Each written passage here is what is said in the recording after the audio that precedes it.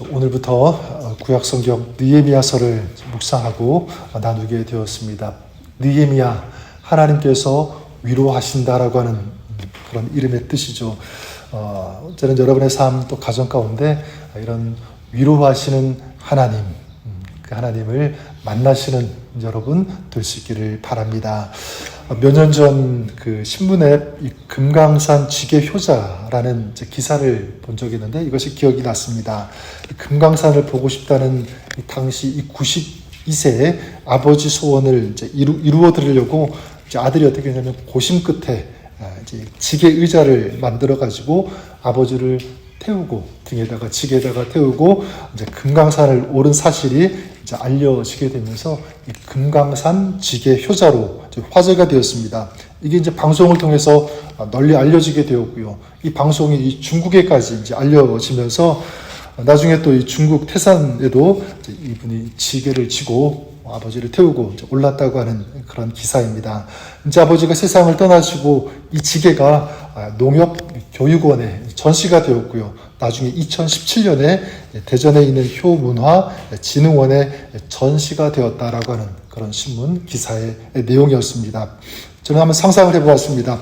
혼자 사실 산에 오르는 것도 쉽지 않은 그런 일이죠. 그런데 그 지게에 아버지를 태우고 올라간다는 것 너무 힘들고 아마도 허리가 끊어지는 듯한 그런 아픔이 있었을 것입니다. 그런데도 7남매 공부시키느라 평생 허리 한번 못 펴신 아버지를 생각하면서 그는 견뎠을 것입니다. 오늘 자신이 존재할 수 있었던 것 잊지 않았죠. 그리고 자기가 받은 그 사랑, 그 받은 은혜를 어떻게 하든 조금이라도 갚아드리려고 하는 그 모습 굉장히 감동이 되고 너무나 귀하게 또 아름답게 보였습니다.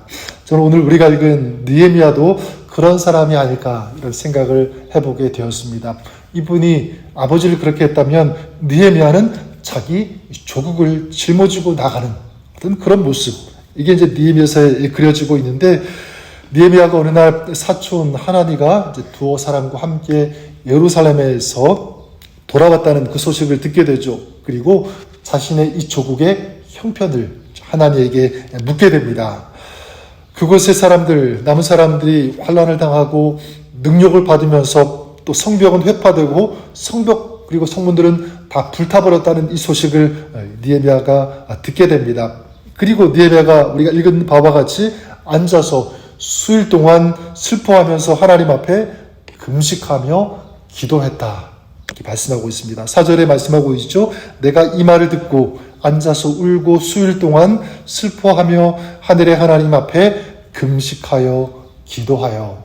뭐라고 기도하냐면 5절에 보니까 이르되 하늘의 하나님 여호와 크고 두려우신 하나님이여, 주를 사랑하고 주의 계명을 지키는 자에게 언약을 지키시며 긍휼을 베푸시는 주여 간구하나이다. 그리고 6절에도 이제 종이 주의 종들인 이스라엘 자손을 위하여 주야로 기도하오며 우리 이스라엘 자손이 주께 범죄한 죄들을 자복하오니 주는 귀를 기울이시며 눈을 여시사 종의 기도를 들으시옵소서. 느헤미야는 어떻게 합니까? 이제 이스라엘을 위해서 또 자기의 조국 민족을 가슴에 끌어안고 기도하고 있는 느헤미야의 모습입니다. 느헤미야는 사실 어떤 사람이었냐면 오늘 말씀 끝절에 나오는 것처럼 이 페르시아 아닥사스다 왕의 술 관원이었습니다. 이 술 관원이라고 해서 지금의 회사의 술 상무 그 정도 생각하면 곤란합니다. 당시의 이 왕들은 이 독살의 위험을 안고 살기 때문에 군주에게 있어서 이 음식이 안전한지 그렇지 않은지는 굉장히 중요하죠. 그래서 그 음식과 그 술에 독이 있는지 없는지를 점검하고 체크하고 그 왕을 보호하고 지키는 그 일, 이것을 맡은 사람이 바로 술 관원입니다. 그러니까 이 술 관원은 왕의 절대 신임을 받는 그런 사람이라고 할 수 있고요. 그리고 탄탄한 입지를 가진 슈퍼 엘리트급에 해당되는 사람이 바로 술 관원입니다. 그러니까 지금으로 말하면 굉장히 잘 나가는 성공한 사람이라고 할 수 있습니다. 자, 그렇다면 이 느헤미야 입장에서는 지금까지 힘겹게 이민자로서 거기까지 올라왔으니까 더 인정받는 그런 자리까지 올라가기 위해서 또 고민하고 온통 자신의 어떤 성공과 어떤 그런 자기 자리에 관심을 가지고 그걸 지키기 위해서 몸부림치는 어떤 그런 삶을 사는 것이 당연합니다. 그런데 오늘 읽은 바와 같이 이 느헤미야는 그렇지 않죠. 자기 자신의 조국 이스라엘, 유다를 생각했습니다. 그리고 자기의 민족을 생각했습니다. 그래서 이 하나니가 돌아왔을 때 가장 먼저 우리 조국 예루살렘이 지금 어떠느냐 이렇게 물어보한 것도 그냥 우연히 형식적으로 인사치레로 물은 것이 아니라 그의 마음에는요 한결같이 계속적으로 그 자기 조국에 대한 그리고 자기 민족에 대한 이 생각을 품고 있었다라고 보는 것이 맞습니다. 형제가 오니까 가장 먼저 물어본 거죠. 자기의 그 가슴이 터져 나온 것입니다. 그리고 민족을 위해서 하나님 앞에 무릎을 꿇고 금식하며 기도하죠.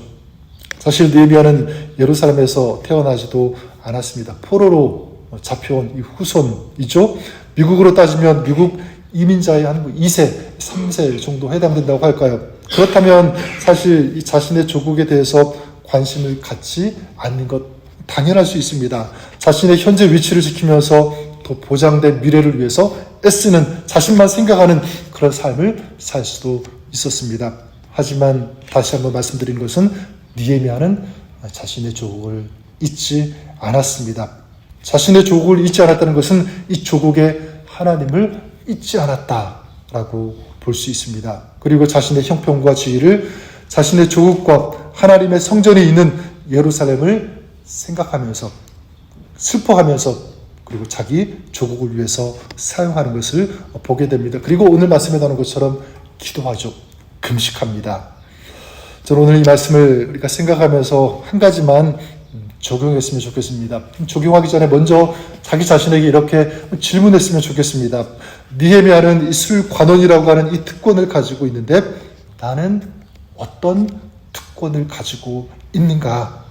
그리고 그는 그 특권을 가지고 조국을 위해 하나님의 나라를 위해 사용했는데 나는 그것을 어떻게 사용할 것인가? 이 질문을 우리 느헤미야를 시작하면서 던져보았으면 좋겠습니다. 여러분, 나에게도 우리에게도 하나님께서 허락하신 많은 것들 있습니다. 특별한 재능이 있을 수 있고 은사, 또 물질 아니면 여러 가지 찾아보면 굉장히 많이 있을 것이라고 생각합니다.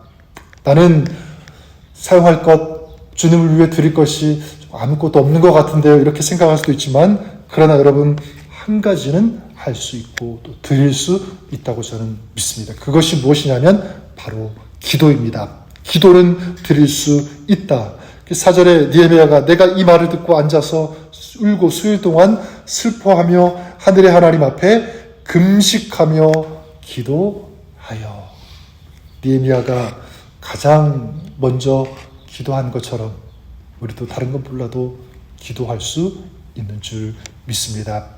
오늘 우리가 하나님께서 나에게 주신 것, 나의 특권을 나만을 위해 사용하는 것이 아니라 정말 하나님께서 기뻐하시는 것에 사용할 수 있는 그런 하나님의 일꾼, 하나님의 사람으로 우리가 살 수 있기를 바랍니다. 그럴 때 이후에 이제 보겠지만 회파된 예루살렘 성이 재건되고 그리고 이스라엘이 다시 일어선 것처럼 좀 우리 안에도 우리 가정 안에, 우리 공동체 안에, 우리 주변에 이런 회복의 역사, 이런 부흥의 역사가 일어나게 될 것을 믿습니다.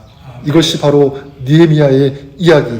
그렇다면 우리가 기도할 때 하나님께서 나에게 주신 것을 정말 하나님의 나라를 위하여 사용하는 그 헌신과 그 결단이 있을 때 여러분 이 느헤미야의 이 이야기는 또 누구의 이야기가 될 수 있냐면 오늘 우리의 이야기가 될 수 있는 줄 믿습니다. 오늘 이 마음을 가지고 기도로 시작했으면 좋겠습니다.